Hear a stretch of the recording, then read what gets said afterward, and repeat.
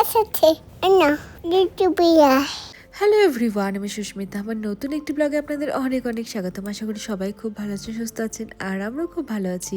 তো থাইল্যান্ড থেকে আসার পরে আমাদের একটা অন্নপ্রাশন বাড়িতে নিমন্ত্রণ ছিল। তো বারটা ছিল শুক্রবার, রোহনের অফিসের দিন। তবে যেহেতু আমাদের দুপুরবেলায় ইনভাইটটা ছিল, তাইও বাড়ি থেকেই কাজ করছিল। আর এদিকে কোনো কারণে সেদিন আবার হয়তো কুক ছুটি নিয়েছিল। এমনিও প্রত্যেক সপ্তাহে রবিবার তো ছুটি থাকেই, তাছাড়াও দেখছি আরো কিছু এক্সট্রা ছুটি নিয়েই ফেলে। যাই হোক, কিট্টুকে কিছুক্ষণ ওই পাজল গেমগুলো দিয়ে বসিয়ে দিয়ে আমি চলে গিয়েছিলাম ব্রেকফাস্ট বানাতে। তবে বেশিক্ষণ আর রান্নাঘরে একা থাকা হয়নি, কেন জানি না। এটা অনেক ছোট থেকে দেখেছি, ও যদি টের পেয়ে যায় যে রান্নাঘরে আমি রয়েছি, সাথে সাথে রান্নাঘরে চলে আসবে আর একটাই দাবি যে কোলে নাও। তো কি করব, এখন ওকে আমার সামনে বসিয়ে চলুন ব্রেকফাস্ট বানানোর কিছুটা প্রস্তুতি হয়ে গিয়েছে, আরও কিছু প্রস্তুতি করে নিই, তাও আবার কিট্টুর সাথে গল্প করতে করতে।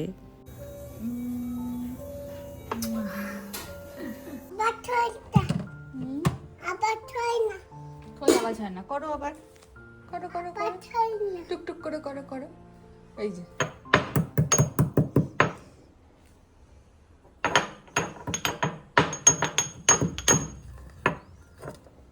আর আজকে না ব্রেকফাস্টে বানাবো হচ্ছে পুরি সবজি। সত্যি বলতে অনেক দিন পুরি সবজি খাওয়া হয় না, তাই ভাবলাম পুরি সবজি বানানো যাক।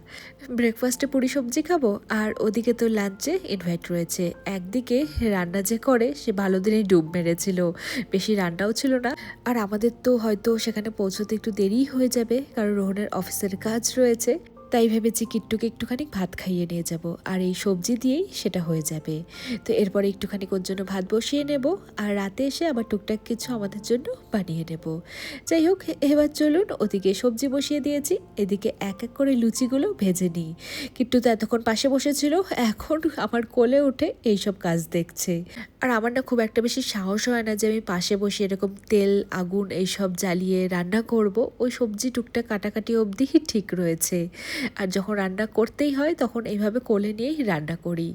যাই হোক, চলুন, রোহনের ওদিকে মিটিং শেষ হয়ে গিয়েছে, আর এদিকে আমার ব্রেকফাস্টও তৈরি হয়ে গিয়েছে। দাঁড়ান, কিট্টুকে ওর কাছে রেখে দিয়ে ঝটপট করে আরও কিছু লুচি বেলে নিয়ে ভেজে নিই। আর এই যে দেখুন, আমাদের ব্রেকফাস্ট রেডি।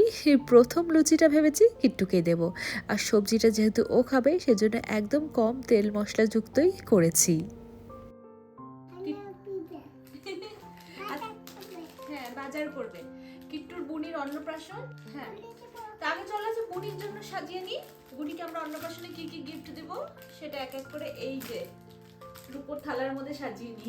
একটা মন্দিরে গিয়েছিলাম, এটা প্লাস্টিকের, দেখতে সিলভারের মতো মনে হচ্ছে, এটা নিয়েছি। তো প্রথমে দেখো কি কি আছে। এই যে প্রথমে দেখো দেখো বুনির জামা, বুনির জুতো। বাচ্চারা সাধারণত অত ফ্যান্সি ড্রেস পরতে চায় না, তাই কটনের মধ্যে যেটা ভালো সেটা নিয়েছি। বলো, বসো বসো বসো, ধরবে না একটাও, এদিকে আসো আসো আসো। বুনির মাথার জন্য ক্লিপ, কিট্টুর জন্য নিয়ে এসেছি। এই যে কিট্টুর নতুন ড্রেসও নিয়ে এসেছি, দেখো কোনটা সুন্দর। এই যে তোমার এটা নাও নাও নাও নাও, বুঝে পাওয়া যাবে না। আর এই যে সবার লাস্টে দেখো এটার মধ্যে কি আছে বলো।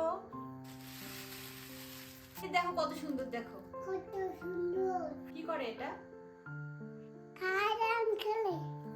কি এটা, কার এটা,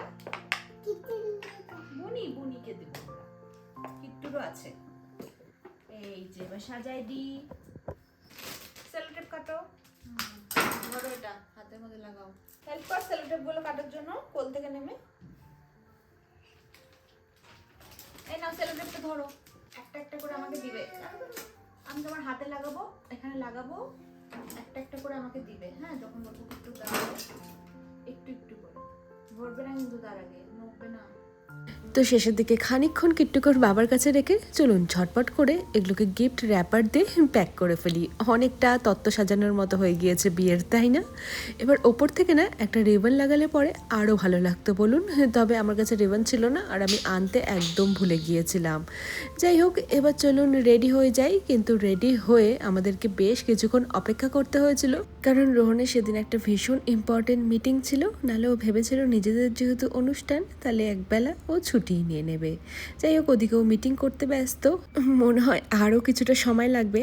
তো আমি ভাবলাম এই সুযোগে কিট্টুকে কিছুটা ওই বই, পাজল গেম এইসব দিয়ে বসিয়ে চটজলদি স্কিন কেয়ার করে নিই, তাও আবার মাত্র 10 মিনিটে। যেহেতু 10 মিনিটেরই ব্যাপার ছিল, সেজন্যই কিট্টুকে নিয়ে এইসব করার একটু সাহস পেয়েছিলাম।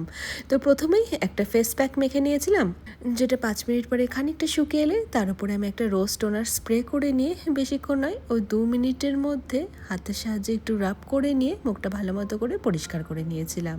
আর এই যে রোজ টোনারটা আমি আগে ব্যবহার করেছিলাম, সেটা আবার কিছুটা মুখের মধ্যে স্প্রে করে নিয়ে ওই 1 থেকে 2 মিনিটের মতো রেখে দেবো, যাতে টোনারটা ফেসের মধ্যে ভালো মতো করে অ্যাবজর্ব করে নেয়। আর সবার শেষে একটা ফেশিয়াল অয়েল কয়েক ড্রপ, মানে খুব সামান্য নিয়ে হাতের সাহায্যে ফেসের ওপরে এইভাবে অ্যাপ্লাই করে 2 মিনিটের মতো একটা মাসাজ দিয়ে দেব। দেখুন, মাত্র 10 মিনিটের মধ্যেই কী সুন্দর একটা ইনস্ট্যান্ট গ্লো চলে এসেছে। আর এটা না অনেকটা ওই সেই পার্লারে না গিয়ে বাড়িতে বসে খুব কম সময়ের মধ্যে ইনস্ট্যান্ট নিজেদের ওপরে একটা ফেশিয়াল ট্রিটমেন্ট নেওয়াও বলতে পারেন। যাই হোক, যখন প্রোডাক্টগুলো নিয়েছিলাম ভেবেছিলাম প্রত্যেক সপ্তাহে অন্তত একবার এইসব করেই থাকবো নিজের স্কিনের ওপরে, কিন্তু ওই যে এনার্জির অভাবে আর হয়ে ওঠে না। তাই চেষ্টা করি মাসে অন্তত এরকম 10 মিনিট একটা স্কিন কেয়ার নেওয়ার। যাই হোক, মেকআপ বলতে আর তেমন কিছু নয়, হালকা একটু লিপ গ্লস লাগিয়ে নিয়েছিলাম। আর এই যে আমরা রেডি। আর হ্যাঁ, প্রোডাক্টগুলো ছিল গ্ল্যামার ওয়ার্ল্ড আয়ুর্বেদিকের, আপনারা নাইকাতেও পেয়ে যাবেন। তো আমাদের বাড়ি থেকে বেরোতে বেরোতে প্রায় দুপুর 2:30 হয়ে গিয়েছিল, আর পৌঁছোতে না 3:30 পৌনে 4টের মতো বেজেই গিয়েছিল। এর মাঝখানে একটু ঘুমিয়েও পড়েছিল গাড়িতে, আর ওই ঘুমোতেই আমরা পৌঁছে গেলাম অন্নপ্রাশন বাড়িতে। আর যেহেতু অনেকটাই লেট করে পৌঁছেছি, আমরাই মনে হয় লাস্ট গেস্ট ছিলাম, এই রোহনের মিটিংয়ের জন্য একটু দেরি হয়ে গেল। তাই নানান রকমের অন্নপ্রাশনের যা রিচুয়ালস হয় সব তো আগেই হয়ে গিয়েছিল, সেজন্য আমরা সরাসরি চলে এসেছিলাম খাওয়ার ওখানে। ভাবলাম খেয়ে দিয়ে গিয়েই তারপরে আমার ভাস্তির সাথে গিয়ে দেখা করব। আমার তো মনে হয় ভাস্তি হবে। তো চলুন এখন তাহলে লাঞ্চটা সেরে নেওয়া যাক। আর লাঞ্চটা সেদিন আমরা সেরেছিলাম ফ্রাইড রাইস, চিলি পনির, গোবি মাঞ্চুরিয়ান, ওদিকে ছিল ফিশ কাটলেট, কাসুন্দি, স্যালাড, আর শেষ পাতে দই, মিষ্টি।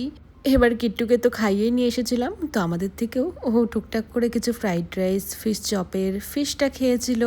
আর আমাদেরও বেশ খিদে পেয়ে গিয়েছিল, তাই আমরাও বেশ অনেকটা পরিমাণে খেয়ে এবার চলুন ওদের ফ্ল্যাটে যাওয়া যাক। আর দেখুন, ফ্ল্যাটের ভেতরটাও কি সুন্দর সাজিয়েছে বেলুন দিয়ে। কিট্টু তোর খুব নজর ওই বেলুনগুলোর দিকে। ফিরে যাওয়ার সময় তো খুব বুঝতে পেরেছি, সাথে করে বেশ কয়েকটা বেলুন আমাদেরকে নিয়ে যেতেই হবে। কত বড় মানুষ ঢুকতেছে, তাও আবার ঠিক সাথে নেই।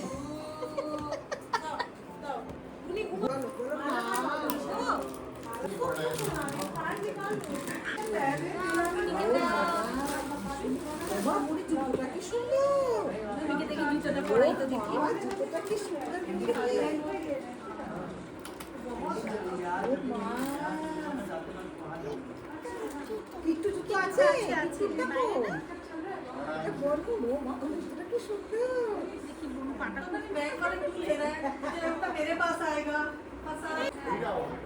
দেখো বোন दोनों हाथ में 2 साल এই যে তো তুমি রাখো এই দেখো गाड़ा दिए बोलो না না ওটা কিট্টু কিট্টুনির এটা কিট্টু তোমাকে দিয়েছে, খেলে আমার দিয়ে দিও যাওয়ার সময়। खड़ा हो रहा है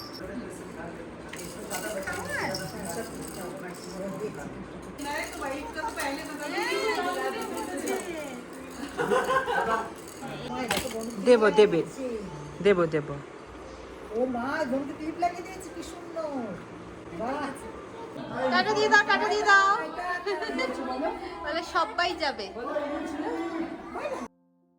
তো লাঞ্চে তো ইনভাইট ছিল, তো লাঞ্চ সেরে নেওয়ার পরে আমরা আবার ডিনার সেরে তবেই রাতে ফিরেছিলাম।